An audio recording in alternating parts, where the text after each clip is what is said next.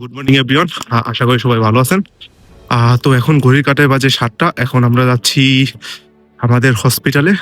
তো আজকে আমাদের প্যাথোলজির নার্ভাস সিস্টেমটা আমরা শুরু করব। এটা মোটামুটি 4 সপ্তাহ 1 মাস ধরে আমরা এই মডিউলটা কন্টিনিউ করব। তো আমি আজকে এই ভিডিওতে আপনাদের দেখানোর ট্রাই করব যে আমাদের হসপিটালগুলো কেমন হয়, আর সাথে আমাদের ক্লাসগুলো কেমন, আর আমরা হসপিটালে কি কি করে থাকি। তো সবকিছু মিলে আশা করি একটা নতুন এক্সপিরিয়েন্স পাবেন আপনারা।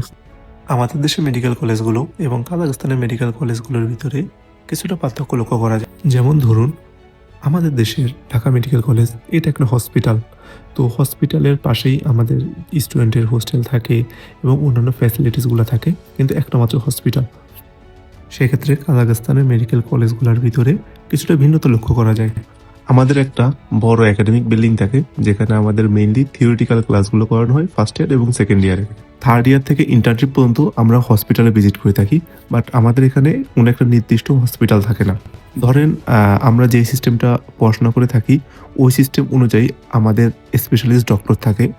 তো আমাদের ডক্টর যেই হসপিটালে প্র্যাকটিস করে আমাদের ওই হসপিটালে যেতে হয়, বা আমাদের ইউনিভার্সিটির সাথে যেই হসপিটালগুলোতে কোলাবোরেশন আছে আমাদের ওইভাবে ওইসব হসপিটালে যেতে হয়।